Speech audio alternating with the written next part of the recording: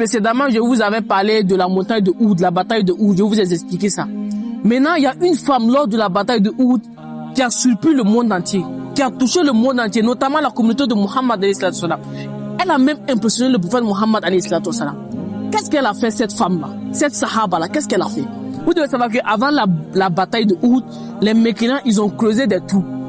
Et ça faisait partie aussi de leur tactique lors de la bataille.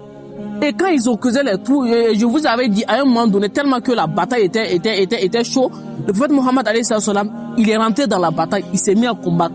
Et à un moment donné, le prophète, il faisait pas attention et il est tombé dans ce trou-là, subhanallah. Et quand le prophète Muhammad alayhi salam, il est tombé dans le trou, il s'est affaibli. Il pouvait plus rien faire.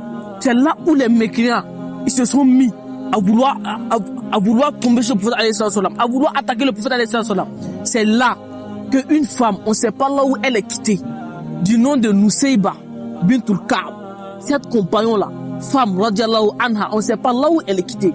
Le prophète Muhammad alayhi salam, il a dit, quand je regardais à droite, je voyais la femme en train de combattre. Je regarde à gauche, je vois la femme en train de combattre. Je regarde devant moi, je vois la femme en train de combattre. Tout ça là, elle me protégeait moi. Et à ses côtés, il y avait son mari et son enfant. Allah Akbar. Et pendant que la femme combattait, le prophète était assis. Le prophète, il était devenu faible, il ne pouvait rien faire. Et la femme combattait. Il tuait les mécréants. Une femme. Et lors de la bataille, elle s'est retournée et elle a regardé le prophète. Il dit, Ya Rasulallah, moi je veux que tu demandes à Allah subhanahu wa ta'ala une seule chose. Elle n'a pas demandé la dunya. Non, elle s'en fout de la dunya. C'est Al-Akhira, elle a regardé. C'est l'au-delà, elle a regardé. Elle dit, Ya Rasulallah, je veux que tu demandes à Allah que je sois parmi les gens qui vont t'accompagner au paradis. Allahu Akbar.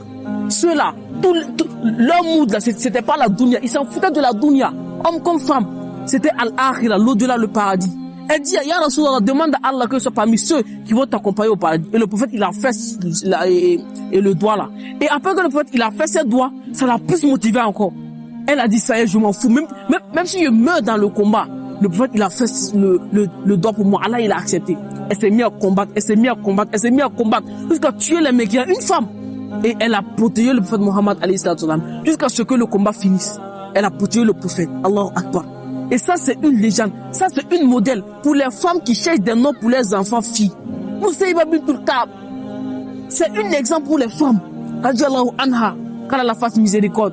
Qu'Allah fasse que nos soeurs, nos mamans et j'en passe, on prend l'exemple de ces sahaba-là, qui donnaient tout pour le prophète Muhammad alayhi salam, qui donnaient tout pour Allah subhanahu wa ta'ala. Raison pour laquelle le prophète dit, vous ne serez pas réellement croyants tant que vous n'allez pas aimer le prophète alayhi salam, plus que vous aimez vos propres âmes. Et elle vient de